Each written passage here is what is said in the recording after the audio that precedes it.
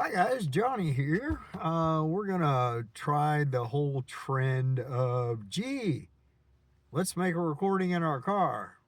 Why am I doing it? Because, not that I'm hiding, I'm just more comfortable in my car.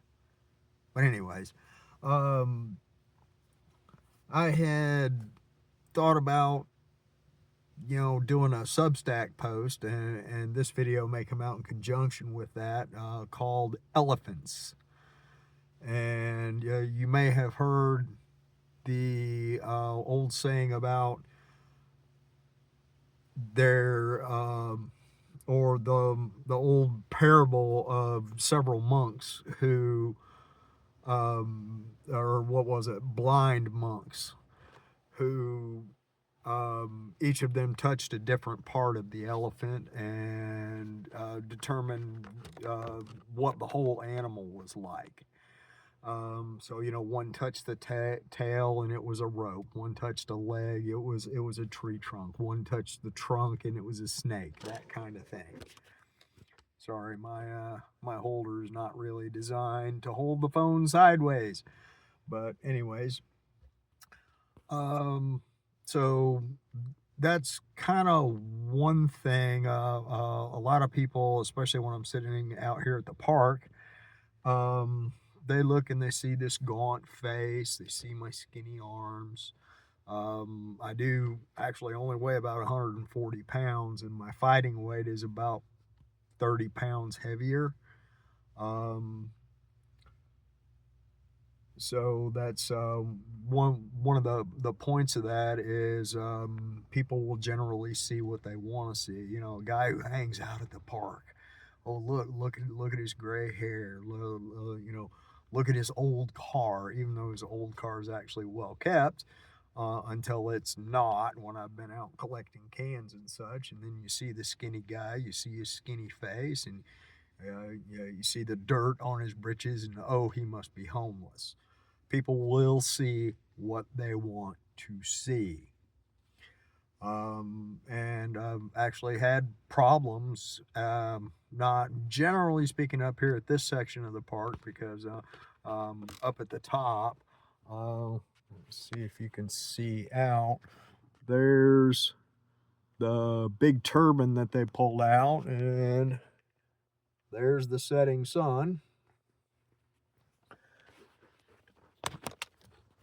So that's kind of one half point that I was trying to make. And essentially, law enforcement, local law enforcement, two counties, because I'm in one county now. I cross the river, I'm in another county, and that across the river is my home county. I'm also on a federal park, things of that nature. So, and once again, I'm old car, but I have this American flag. Oops, sorry about that. I have this American flag on the top of my hat. So I've made a point at one point to where, the crackheads who used to hang out over here basically during the last government shutdown, because essentially nobody was getting paid, so that everybody was just phoning it in until I started showing up. Who is this guy? He's here all the time. And now we must do something due to not in my backyard, even though I've lived in this community for 3 years. But I never came out from the house, didn't talk to anybody, anything like that. So, but people will see what they want to see. The federal guys, there's cameras on the building right across the way that I'm looking at right now, and they pick up things like this little remote. This goes to my stereo. This is an old school stereo. Still has a CD player, but this has an infrared transmitter in it. So what do AI controlled cameras see? Oh, it must be an infrared laser. They're trying to blind our night sight capabilities. Blah, blah, blah. things of that nature. And so I've had trouble out of local police. I've had trouble out of federal police. They've finally figured out that I am who I say I am, and that I mean nobody any harm. Um, so that's a fun part. And they're starting to actually understand that, yes, indeed, I am a veteran. And yes, indeed, I do know I have multiple sclerosis, despite the fact that, well, what is it? It's mid February, and I don't even get to meet my neurologist until March 30th. And that is if their AI system or the latest excuse is, oh, they're working from home. That's a fun one. Seeing as how there for right around the pandemic time, I worked from home. And guess what? I managed to do my job and do it with a very high degree of effectiveness. I was a licensed insurance producer. Um, and didn't seem to have any trouble working from home at all, as opposed to the vast majority of knuckleheads out there who can't seem to figure out, which ends up. Let's just put it that way. So there's that. Let's see, what was the next elephant was, how do you eat an elephant? Well, of course, the answer is one bite at a time. And so that's kind of what happens with MS, as my immune system is attacking the myelin, the insulation around my nerves in my brain stem, things of that nature. Um, it's taking little bites at random, and so what winds up happening there is, as a chunk gets taken out, this is caused by an overactive immune. So, but as a chunk gets taken out, it may or may not cause an electrical short between two nerves. And sometimes, depending on my diet, how much I exercise, all kinds of differing factors, the barometric pressure, my blood pressure, things of that nature, that also determines whether or not there could be a potential short. Now, if a short does happen, it can affect me in many, many different ways. The first symptom, for multiple sclerosis is, generally speaking, a generalized lack of feeling in your extremities. This comes and goes. So, and for basically most of my life, when everyone else is crying, "Oh, ouch, that hurt," I'm like, whose blood is that? Oh, yeah, it's mine.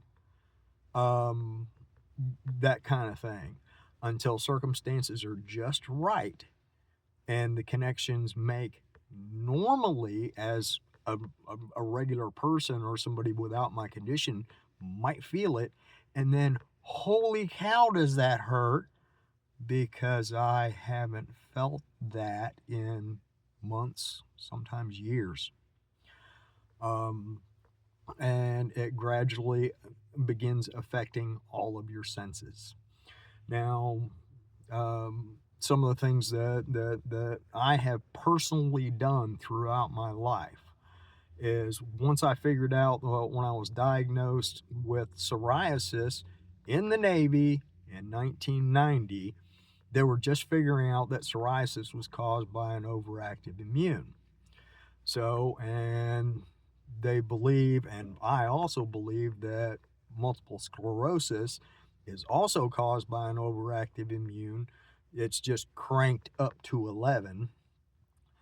But the overactive immune situation, like what I have, is both a blessing and a curse. It can heal me much more quickly, but if I don't give it something to do, that's when it attacks me worse. So something that I've done throughout my life, especially after leaving the military, is um, whereas most people have been encouraged throughout all their life to bathe daily, soap and water, things of that nature, which for the vast majority of the population out there is the correct thing to do. It will help you keep from getting sick. For me, I have an overactive immune, so if I don't bathe, anything that comes in contact with my epidermis, um, things that you breathe up your nose, you may get sick for 3 weeks. I get sick for a half a day because of my overactive immune. Things that land on my skin, um, stuff like that.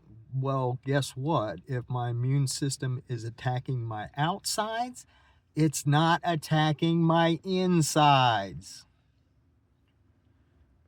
So, therefore, daily bathing, all of that good stuff that everyone knows is good for everyone, guess what? It ain't for me. I'm an outlier. Um, Another thing that I did, and part of this is my nature, I've got a long line of alcoholics in my family. My blood father was one. My brother was one. He was diagnosed with MS early mid 90s. And he figured that out after his wife made him quit drinking, and he did. That's when his symptoms began to show themselves. And of course, he's still up in upstate New York. I'm down here in Tennessee. Up in New York, because that is along the climate and things of that nature where multiple sclerosis it generally happens. There's a lot more neurologists up there. And so he was actually finally able to get diagnosed. Took him some time to get on disability, but he's been on disability for decades now. And he's 4 years, he's 4 years older than me and about 4 inches shorter. And he currently weighs about 135 pounds and has for, I don't know, 5-6 years. So he is, of course, later stage in the disease. For me, because I didn't quit drinking until 2.5 years ago, something like that. But essentially, since alcohol is a universal depressant, so what was I depressing? My overactive immune system. So basically, between me doing things to make sure that my immune system kept busy and depressing it with alcohol, this masks all of my symptoms. Well, most of my symptoms, other than when you get really irrational, when your blood pressure spikes and you can't figure out why. So essentially, once I quit drinking, and it took, I don't know, 3-4 months, something like that, after I quit drinking, my weight dropped from, I was going between 175, 170, basically my fighting weight from even back when I was a teenager, down to 140 pounds. I cannot gain weight. This is a late stage multiple sclerosis symptom. Why is that? Well, it's interesting because, as you know, the myelin is messed up. It creates shorts in your brain. So what that can do is, when your blood pressure or the barometric pressure is roller coastering around, it will, if the pressure is increasing, it can cause a short and make it go that way. If it's decreasing, it can cause that short to break and then another short happen and the signal goes that way. And it's completely at random. And I believe sometimes also my overactive immune will heal the myelin. So it's attacking and healing at the same time. So it really creates a random effect. And one of the other symptoms, or that kind of goes hand in hand with this, is what it eventually causes is a delayed signal. So why can't I gain weight? Well, I will eventually get a signal that says I'm hungry. So I'll eat. Depending on what I eat, and how much of it, that affects me just like it affects everybody. You eat way too much cheese and you'll get stopped up. Things of that nature. But sometimes, or the way it works now, is when I get the signal that says I'm hungry, I may have actually been starving 3 hours ago, and the time is random. There's no predicting it. And so I'll eat, and then sometimes I can feel my stomach getting full, but my brain is still telling me you're hungry, keep eating. And so sometimes I'll overeat. Sometimes I'll overeat the wrong thing. And then as the food is processed through my guts, just like it does with everybody else's, then the signal telling, my intestines to process the food, it gets delayed. And then the food passes through into my bowels where it can no longer be processed and gets expelled as waste, just like everybody else, except for it went through me, it passed all the way through me, and I got only enough nutrients to maintain 140 pounds. What can I do about this?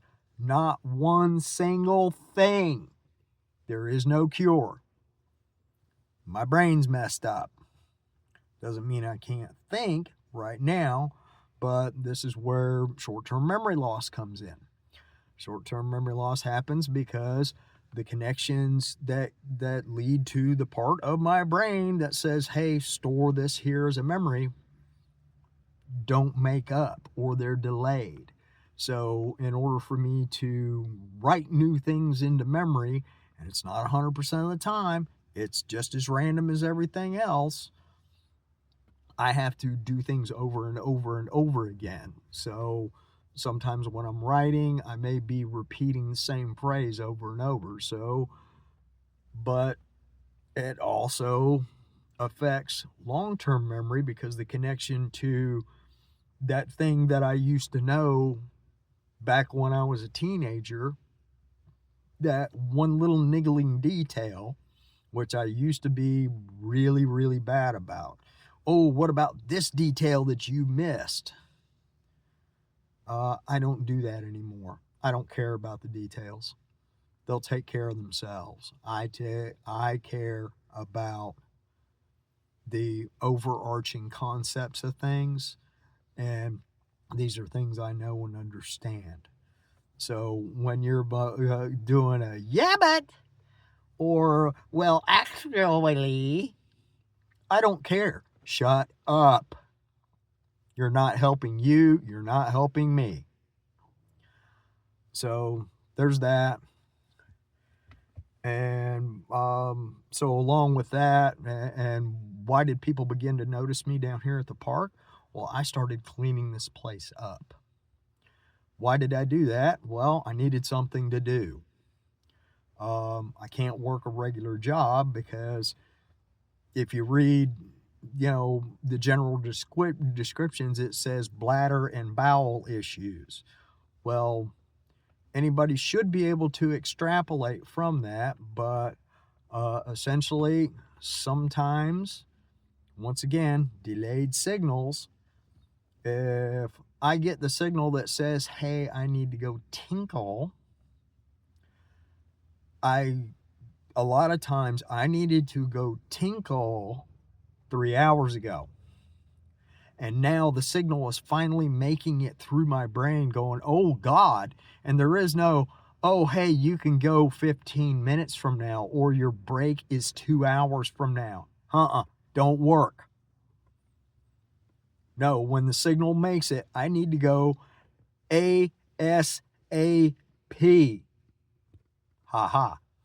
So, so there's that. And then also when it comes to bowel movements, well, I get both situations. Sometimes the signal to go tinkle makes it through, and I get more than I bargained for, and I have no control over it. Most of the time I don't even feel it until it's already happened. And yeah, if you want the person standing, the clerk standing in front of you to all of a sudden smell like excrement, and there's nothing they can do about it, and also to mention the fact that I look like a crackhead who's going to hire me. And despite all the experience that I have, the things that I have in my head, sometimes I can't properly access them. And what's the biggest or something that's been prevalent for about the past 20 years is, hey, let's go in there and act like a Karen when you stress me out or when you piss me off. My blood pressure spikes. When my blood pressure spikes, it rewires my brain in real time. I know that it's happening now. 10 years ago, I didn't understand what was happening to me. I do now. So, and please note, I'm still not even officially diagnosed. Well, how do you know? There has been an MRI taken of my brainstem. My medical doctor, who is not a neurologist, so he could not tell me he thinks it's MS because that may land him with a malpractice suit. Well, he says, John, I can't say that it's MS, but you were smart not to worry about your bipolar.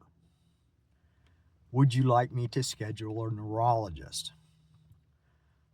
The scan was done in September of 2025.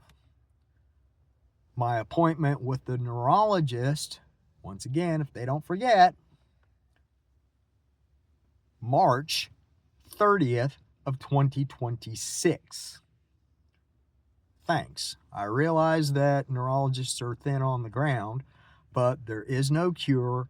All they can do is try to treat the symptoms, which I don't even think the neurologists understand, because not to disparage or besmirch what they do, but their training says this is what works for 85, 90, 95% of people. Guess what? I ain't that person. And also, since I am highly intelligent, I am able to figure this out. And, I knew a portion of it about the overactive immune. I've known that for 40 years. I know how to cope with that. Once I figured out that it was MS, guess what? My coping mechanisms still work. They don't work all the time, but if all of a sudden, you're going to, as a neurologist, subscribe, oh, hey, why don't you take a laxative, under these circumstances? Why? Because one day it's falling out of me, the next day I can become impacted, and that can last for 4 or 5 days. And then by the time Essentially, my body, my bowel is telling me you need to go. And it gets to the point to where I'm actually in pain. And you go sit down to take care of business, and that signal doesn't make it through. So then what do? Go back to work? No, you're in pain. You might try to do something that'll distract you, but the biggest thing that I have to do under that circumstance is I need calm. I can't have a Karen yelling at me. I can't have anything stressing me out because it makes it worse. So when people go, well, why don't you do this or why don't you do that? Why don't you shut your fool mouth? You don't know what in the world you're talking about. So there's that. And and I got off on a tangent. This happens to me a lot now. But I was out here at the park cleaning things up. People started to notice, and then they're seeing this crazy crackhead guy who's out here picking up cans and stuff like that. Well, how do you eat an elephant? One bite at a time.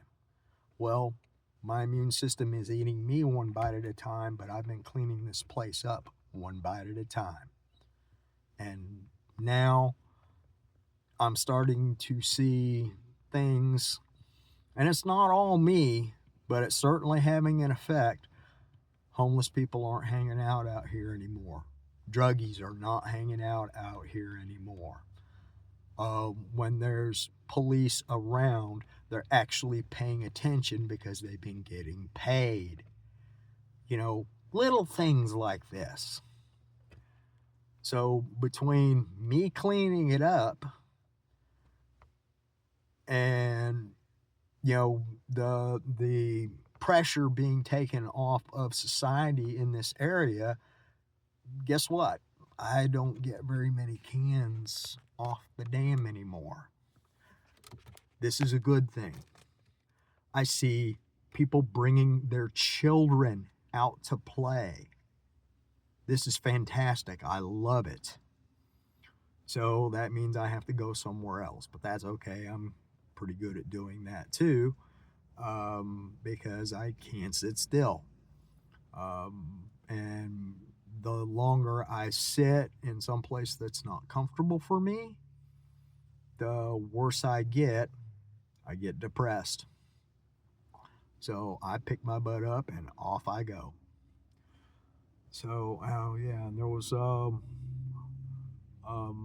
yeah, how do you hide an elephant in plain sight?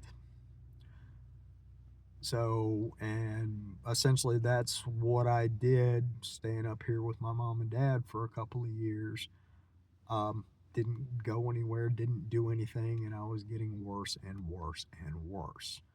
Until I finally went up and visited my brother, took a look at him, and went, oh, MS. I hadn't really seen it.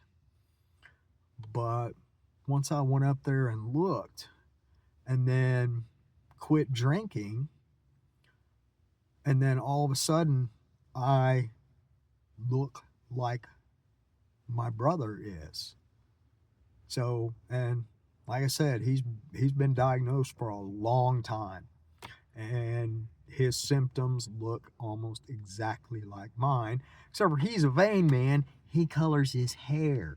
He's 4 years older than I am, and he's got nice brown hair. Guess what? I earned my gray hair. I'm proud of him. I ain't coloring my hair. Besides, who have I got to impress? I don't even have any friends. But we're working on that. Well, we'll see how it goes. So, essentially, people think I've been hiding, and that's what the other fun part is. Whenever I meet somebody new, the whole process starts over of now I've got to prove to them that I'm not a crackhead, that I'm not this or I'm not that. I am not what they think they see. So this is the fun, this is the challenge, and a lot of times when I get through to people and they realize, oh wait, it's not something like AIDS. Yeah, I mean, thank you, Matthew McConaughey, for making Dallas Buyers Club, but screw you, Matthew McConaughey, for making Dallas Buyers Club. So, yeah, people think that I'm gay and I have AIDS. Nope, heterosexual. People think I'm contagious, so they don't want to get anywhere near me. Once again, they think I'm a crackhead or I'm wrist popping or anything like that, and I don't even drink anymore. The worst thing that I do is that right there. Oh no, nicotine does affect your blood pressure, and I use this to help regulate my blood pressure. I'm still addicted to nicotine. One of the two hardest things to break, the other one's alcohol. Guess what? I kicked that one already. Leave me something, as opposed to excuse me, extended family members going, well, why don't you quit vaping? Why don't you bite me? So, but anyway, this has probably run longer than I ever intended, and we'll see if it makes it up on YouTube. But hey, thanks for sharing this with me, and once again, thank you for watching, and I hope you have a great rest of your day.